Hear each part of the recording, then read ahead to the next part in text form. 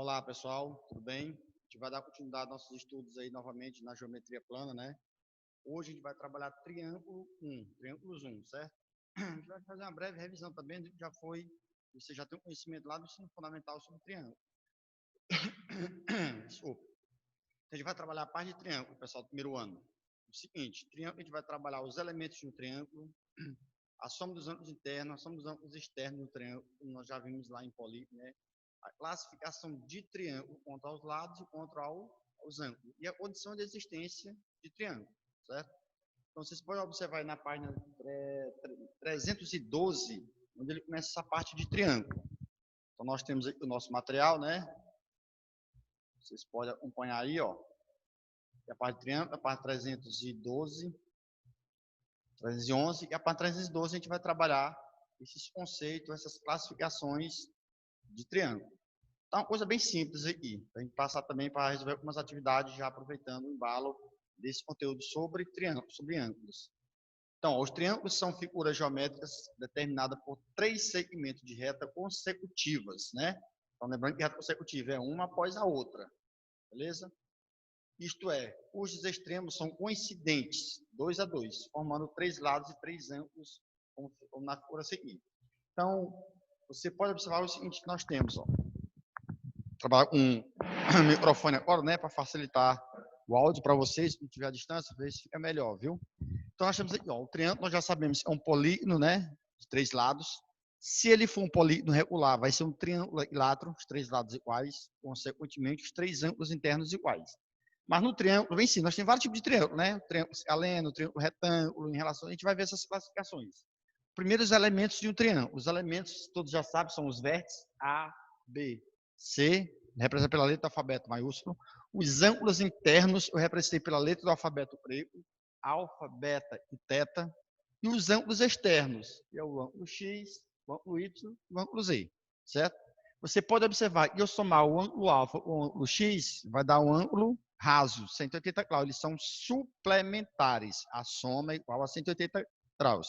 Lembrando os ângulos complementares, e a soma dos ângulos é 90. Suplementar, a soma é 180. E replementar, a soma é 360.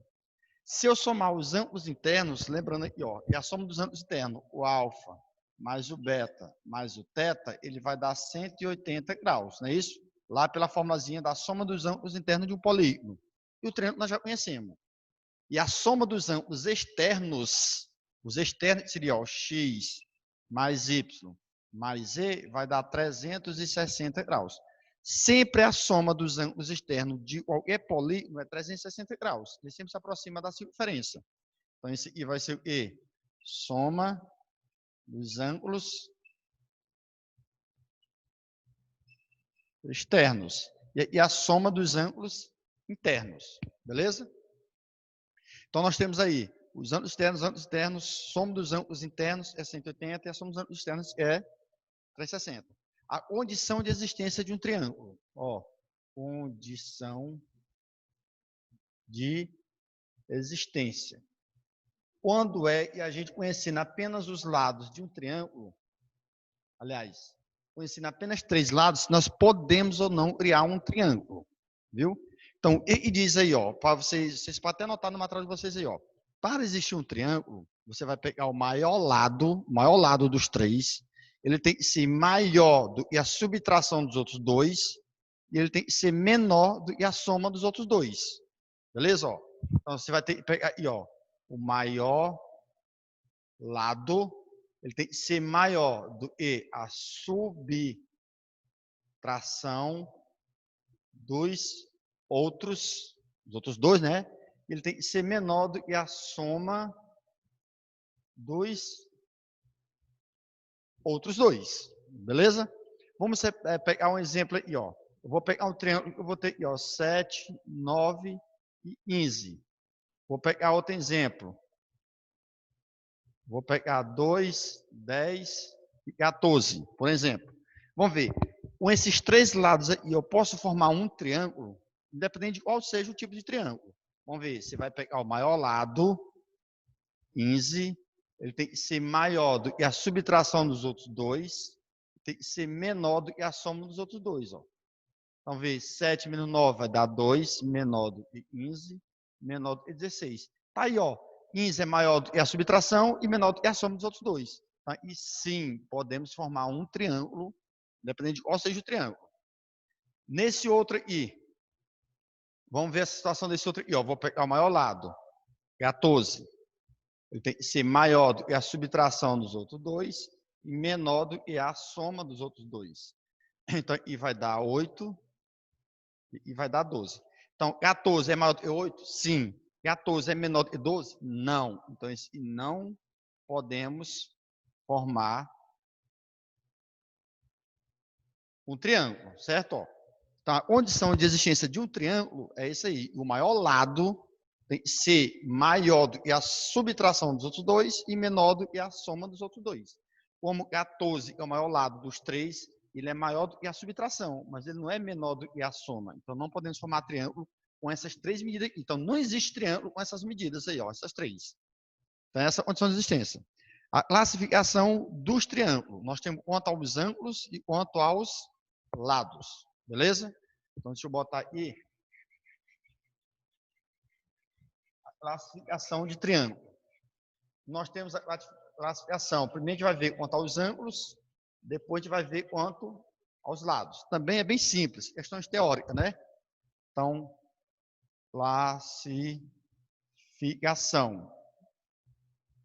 Primeiro, quanto aos ângulos. Quanto aos ângulos, nós temos três. Nós temos em o acutângulo, nós temos o retângulo,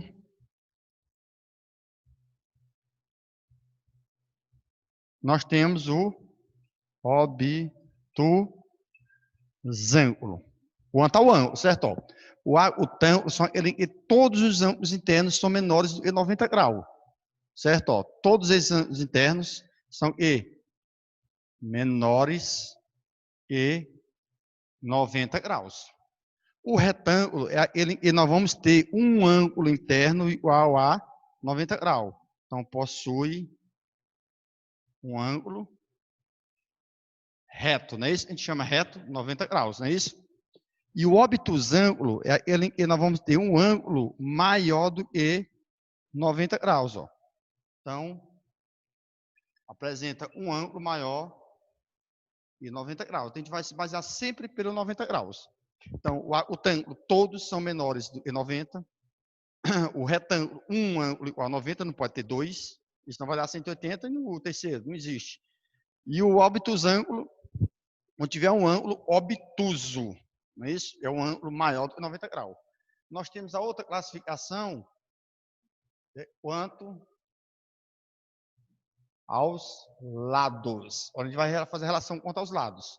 Nós temos o escaleno, nós temos o isósceles, nós temos o equilátero. Isso tem tudo no material de vocês, viu? Ó, o escaleno, gente, é aquele triângulo em que todas as medidas são diferentes. Esse lado é diferente desse, ó. Vou pensar por esses pontinhos. Então, os três lados são diferentes. Consequentemente, os três ângulos internos também são diferentes. Então, os três lados diferentes, os ângulos internos também, os três diferentes. O isósceles, ele a gente vai ter dois lados iguais, no terceiro lado diferente.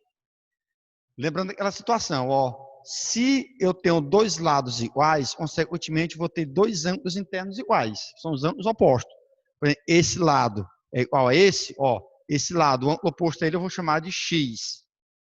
Esse lado é igual a esse, o ângulo oposto a ele também eu vou chamar de x. E esse é diferente, o ângulo aqui vai ser diferente, eu vou chamar de y. Então, se eu tiver dois lados iguais, consequentemente, eu vou ter também dois ângulos internos iguais. Beleza? Ó? Então, esse lado é igual a esse, então esse ângulo interno é igual a esse. Ó. Eu chamei de x. E esse lado é diferente, esse ângulo oposto a ele, y, vai ser diferente. Dois lados iguais, dois ângulos internos iguais. O equilátero, ele tem os três lados iguais, não é isso? Ó?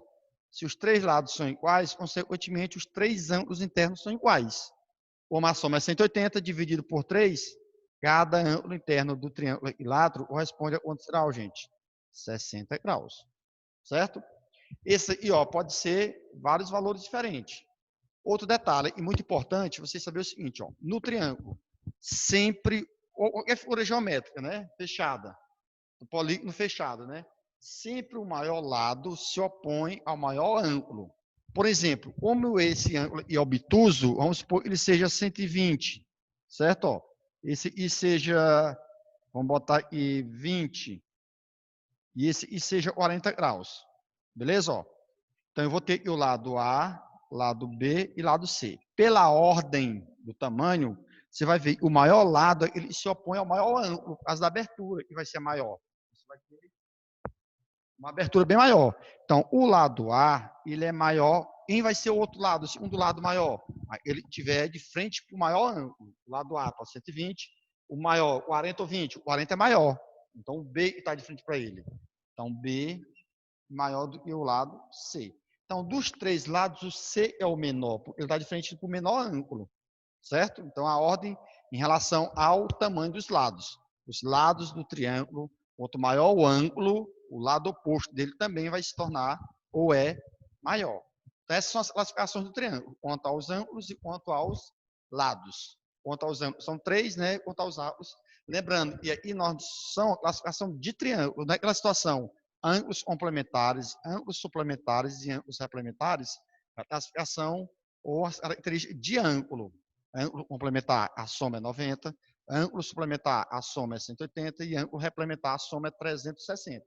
É a classificação do triângulo. E no triângulo, a soma dos ângulos internos são suplementares, 180 graus. Logo mais, você vai ver, nós estamos falando aí na página dos 313, as sevianas principais. As sevianas que fala são algumas características, como a altura. A altura é a medida que vai de um vértice formando um ângulo de 90 graus, certo? Nós temos a mediana que divide o lado oposto ao meio, certo? Nós temos aqui, ó, nós temos a altura, nós temos a mediana, nós temos a a bissetriz. São as três sevianas que ele passa para vocês aí. Nós temos a bissetriz. Então, a altura. Então, você vai ter um triângulo. E, ó, você pode fazer a altura desse vértice, desse. Desde se você fizer a altura desse vértice, ó, ele sai desse vértice e forma 90 graus com o outro lado. A mediana, ela divide o lado ao meio. Então, vai estar aqui, ó, o lado ao meio é esse. Então, a mediana vai estar aqui, ó. Então, essa é a mediana. E a bissetriz, ela divide o ângulo ao meio. Então, se eu tenho um ângulo, e vamos supor, de 60 graus, então a mediana vai dividir o ângulo em 30 e 30. Aliás, a bissetriz. A bissetriz divide o ângulo ao meio, a mediana sai de um vértice e divide o lado oposto ao meio, o lado oposto ao meio divide o lado, e a altura, ela sai de um vértice e vai até o outro, formando um ângulo de 90 graus. Essas são as sevianas. As principais sevianas que nós temos no triângulo. Aí nós temos a semelhança, concurrência de triângulos, beleza? Essa concurrência de triângulos, só vou ressaltar aqui para vocês.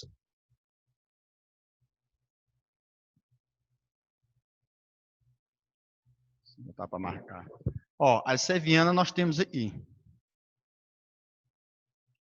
Deixa eu baixar aqui. Cadê a setinha? Tá aqui. Nós temos aqui a concurrência de triângulo, certo? Ó, a concurrência de triângulo, sabemos que triângulos congruentes, quando possuem lados congruentes ou ângulos congruentes. Beleza? Nós podemos fazer uma razão. Então, deixa eu passar bem aqui logo, explicar para vocês aqui, essa parte de congruência.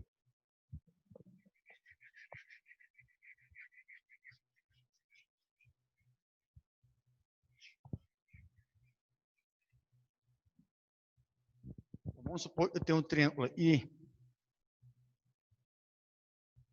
A, B, C. Eu vou botar aqui um traço, botar um tracinho, botar um ângulo alfa, certo? E vou botar o ângulo θ. A, bota aí, A, C, CB.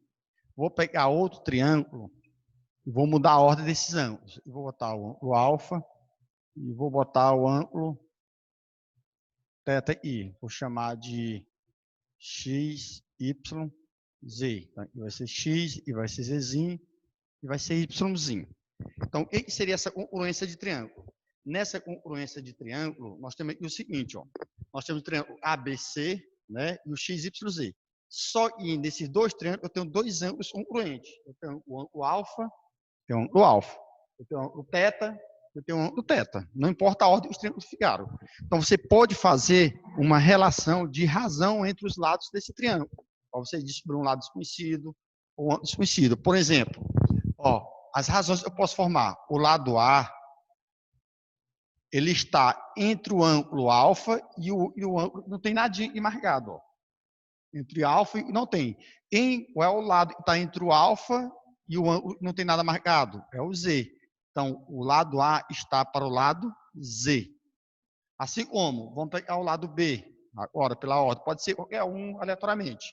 O lado B, ele está entre o ângulo alfa e o ângulo θ. Qual é o lado que está entre alfa e θ lá? É o lado X. Então, bota X. Assim como o lado C desse triângulo, ele está entre o θ e não tem nada. Quem está entre o θ e não tem nada é o Y. Então, está para o Y. Então, são essas razões que você pode formar uma proporção para poder descobrir um dos lados desconhecidos, quando os ângulos são semelhantes, são congruentes. Isso aí ele vai citar numa questão. Então, nós temos aqui, ó, dois ângulos internos iguais. Então, nós podemos fazer uma relação entre os seus lados. Só que, no de vocês, ele tem a classificação dessa congruência.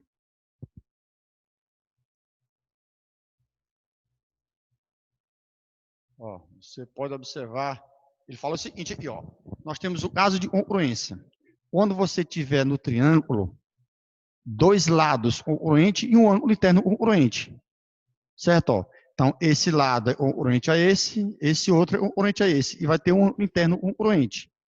Por exemplo, se eu tiver um triângulo, só dar um embasamento aqui para vocês, ó. Nesse caso aqui, ó, eu tenho um triângulozinho aqui pequeno, né? E tenho um maior. Beleza? Ó?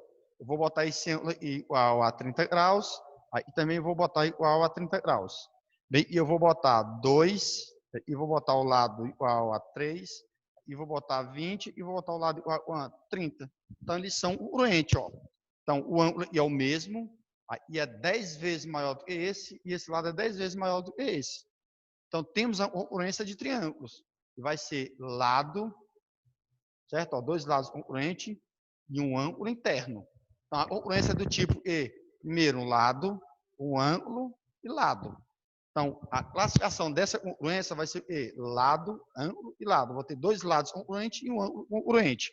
Os ângulos são iguais e os lados também são congruentes. Ou seja, o lado desse aqui é 10 vezes maior do que daquele outro. Aí vem as outras classificações. Aí pode ser dois ângulos, nesse aqui, ó, ângulo em um lado, pode ser lado, lá os três lados. Se você pegar um triângulo nesse aqui, ó, vou pegar 1, 2, e vamos botar 1, 4, e 5, 2, 4 e 5, e eu vou botar e agora 6, 12, 15, por exemplo, ó. Então, todos esses lados aí é o triplo desse. Não tem nenhum ângulo congruente, somente os lados. Então, vai ser lado, lado, lado. A congruência desse triângulo. São os três lados congruentes, são proporcionais. Então, são as classificações que podemos nos deparar sobre classificação de triângulo quanto a congruência. Então, nós temos isso aqui, ó. Lado, ângulo, lado, que foi sempre que eu passei, ó, esses dois lados congruentes, apenas um ângulo. Nós temos o segundo caso, que é ângulo, lado e ângulo. A gente vai ter dois ângulos congruentes, ó, o B e o C, e vai ser o B' e o C' e um lado apenas congruente. Ele não vai dar as medidas dos outros lados, não dá para a gente saber. O outro vai ser lado, lado e lado, ele dá as medidas só dos lados, como eu botei ali, pode ser o triplo, o quádruplo, a metade, a terça parte de um do outro. E o quarto caso vai ser lado, ângulo e ângulo. E é o ângulo oposto, certo? Ó, então, vou ter esse lado aqui, o ângulo oposto a ele, e esse ângulo que é adjacente. São as classificações que nós temos desse triângulo. quanto à congruência. Então, quando dois triângulos são congruentes, ele citar, aí você vai identificar qual tipo de congruência que é uma, pode ser uma dessas. Beleza? Nós temos agora no praticando alguns exemplos de trabalhar essa parte de triângulo. A primeira já trabalha a parte de ângulos. Então, vamos ver aqui a situação.